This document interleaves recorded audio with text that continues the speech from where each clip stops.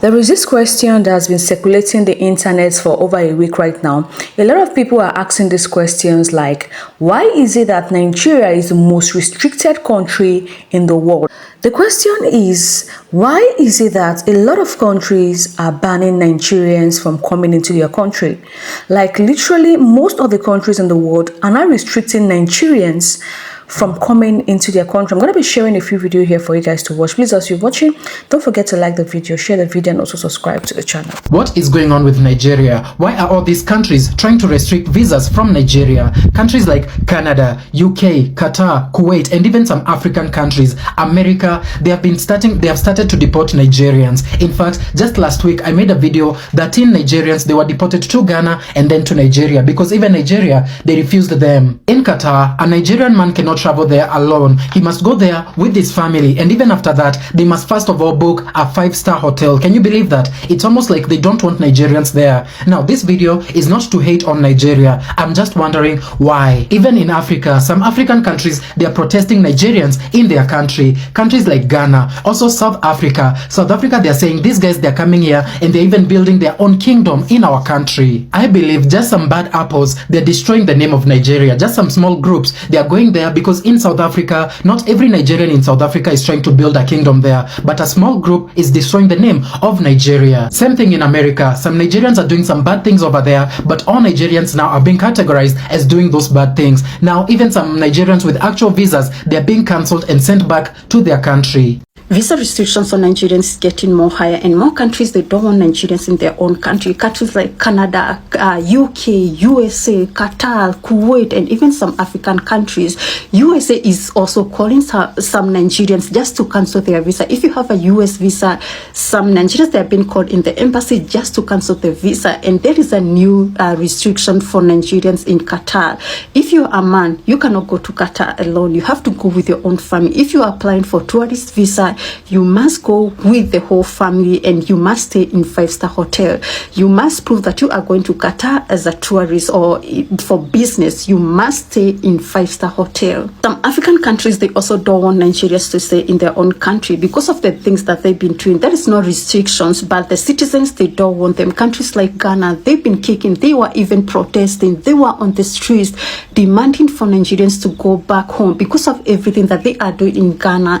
And also countries like South Africa. Can you believe this? There is even a group, a Nigerian group, who they are creating their own kingdom in South Africa. And South Africa, they are demanding for these people to go back to their own country. Are you telling me as a tourist, if I go to Nigeria, like why the fuck would you go to Nigeria? There's no tourism. Just you want to go see Davido's house? Maybe Spotify is setting up and they see Basketmouth live. They have a big. I mean, the entertainment industry is robust. That's undeniable. So, but they don't perform there. Are you telling me that I'd have to get armed security like just to go to my hotel? Now, here's the thing. There are different tiers of transportation you can organize. So normally in Kenya, when you organize a taxi, you just tell them whether you want a van or an SUV or a salon car, right?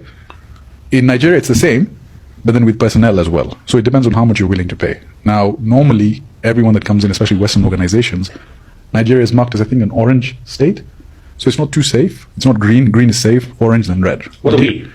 Orange. I think we're orange. This is what, terror? Yeah, I mean, yeah, so kidnapping. It's Nigeria, dude. It's Nigeria, right? It's just rough. It's rough. But I guess, so you're telling me in a sense GDP doesn't mean shit then? Like in terms of development of a country? I think there's obviously there's very rich Nigerians. We were talking about Banana Estate and Lekki Beach and all that. Well, there's very high-end areas. But you just, so the airport experience is rough, right? So we had armed personnel escorting us to the hotel. Now, when we figure the hotel, have you been to a high-end hotel in Kenya? Like Radisson Blu? Like it's the one in Upper Hill. Pristine, done exceptionally well. This was a Lagos Continental. It was welcome. It was considered the most expensive and best place to have the conference, right? Best facilities. I lied to you, man. So when you get over there, you know, you're looking at the roof, you're seeing watermarks and stains. Like you look at the chairs have cuts on them. You know, and I think that experience described to me Nigeria as a whole. All right. These are actually tourists who traveled, who came to Nigeria, you know, for a conference, all right? And it happened that I think they landed in Lagos. They narrated the experience they had at the airport, how terrible the experience, you know, was. And they also had to get personnel who escorted them to their hotel. They narrated how They compared the hotel they stayed with the one they stayed in Nairobi. That they even showed us how they have watermarks on the walls, and also the chairs, tearing apart and all that. Now, the major bone of contention for the discussion in this podcast was the safety, of lives and property in Nigeria. Now, you could hear that they were saying that in some countries they could just pick a taxi and go, but when it comes to Nigeria, they have to get personnel to safeguard them in order for their safety. Now, they also put up this. Nigeria is topping the chart, one of the most unsafe countries to go. Are these people lying? No, they're actually not lying. They're saying the truth. I've heard about a story of somebody who came from abroad, landed at the international airport in Lagos, booked a taxi or Uber. It happens that the taxi man, connived with, kidnappers, and they kidnapped the person. So these are the things that are really happening. If we don't tell ourselves the truth, we just keep, living in a dream. We have to tell ourselves the truth and look for the way forward to make our country great again. Now, the rate at which people abroad come to Nigeria has reduced because of this whole menace of kidnapping and all that. During festive period, people don't come anymore. Now, in 2007, 2008, when I went to serve in Jos, because before then I used to hear that lots of foreigners live in Jos because of the weather of Jos. And I said I was going to see for myself. And when I got to Jos, I actually saw a lot of foreigners, of different nationals. They are living in Jos, they were living in Jos. And some of them bought houses. They stay during the summer. When they are in winter in their country, they come to Nigeria, stay, for the whole of the season. When they return back to summer in their country, they go back to their country. But those houses were owned by them. They bought them and all that. And the reason why they come then is because Nigeria is actually rich when it comes to tourism. I must tell you the truth. There's a place in Bauchi called Yankari Game Reserve. There's a place in Jos called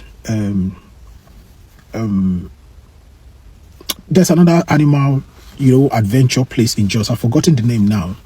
Then we have some other places like Obudu Ranch and all that. These are tourist attractions that makes foreigners to come into Nigeria, to come and visit and see how beautiful and the nature, that we've been blessed with. So, but these days, I can tell you categorically speaking, go and fact check. You find out that our tourist industry has been brought down. We're no more making headways when it comes to tourism. Then the revenue we used to generate from tourism has reduced. Why? Because of the level of insecurity in the country, as it were. So we really need to work on ourselves, because the international communities, they know. Over here, a lot of people know that majority of the people that are traveling abroad or that are relocating abroad, they are relocating for their dear lives, for the safety of their lives, even if their property is going to be destroyed, but for the safety of their life. So I really want us to put our hands together, because as it is, I expect that the government should really tackle these insecurity issues critically, so that foreign investors can come to Nigeria. Okay, look at some few days ago, some Chinese people were kidnapped in Edo State, and they were taken into the forest. So what are we talking about? Foreigners will be afraid to come to Nigeria to do business with us. And by so doing, you find out that, it will affect our GDP. So I just said I should share this video with us, because for us to know, it's not only us that knows that we have problem in Nigeria. Foreigners know. People everywhere know that we have problem in Nigeria. And the earlier, the better. All of us gullible Nigerians who are running after, things that does not matter, who are tools in the hands of the oppressors, know that this thing is real. The better for us. Because if we don't, I keep saying it, the food that Nigeria is cooking right now will be served equally to everyone. All right, I'll leave it here. Just share the video, like it, and I will see you in my next video. Peace and love. This video is a video of those tourists that visited Nigeria, and they had a lot of things to say. See, for those people that will come to the comment section and say, oh, it is some Nigerian content creators are the ones projecting Nigeria in a negative way. People actually do come to Nigeria. Don't think people don't come. They actually do visit Nigeria, but they do have bad experiences whenever they visit.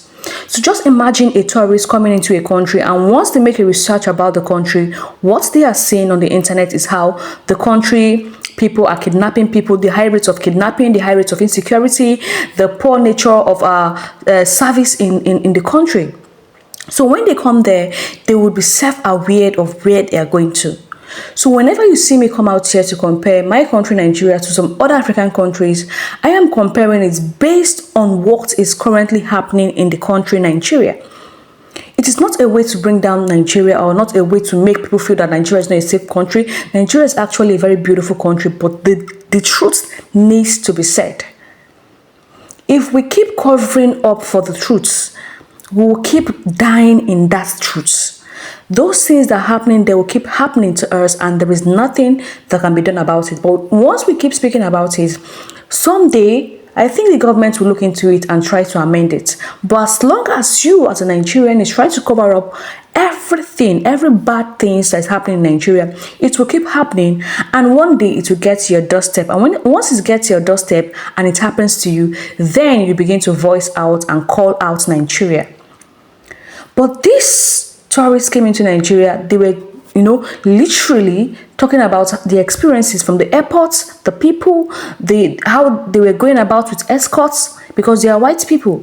Why would people come into a country as a tourist and you won't walk freely in the country you're coming to tour? People travel to Ghana and they walk freely. People travel to Kenya and they walk freely without nobody kidnapping them. People travel to Rwanda, Botswana, South Africa, and there is no issue. Nobody is kidnapping them. Nobody is snatching their bag. Nobody is doing any evil thing to them. But once they talk about Nigeria, once they come to Nigeria, all they do is hire a bodyguard. When would this stop? When is this going to stop in Nigeria? But guys, let me know what you think in the comment section. What do you think should be done about the insecurity that's happening in Nigeria? What measures you think the government needs to take to curb these insecurities that's currently happening in Nigeria? Please don't forget to drop your comment in the comment section, like this video, share this video, and also subscribe to the channel.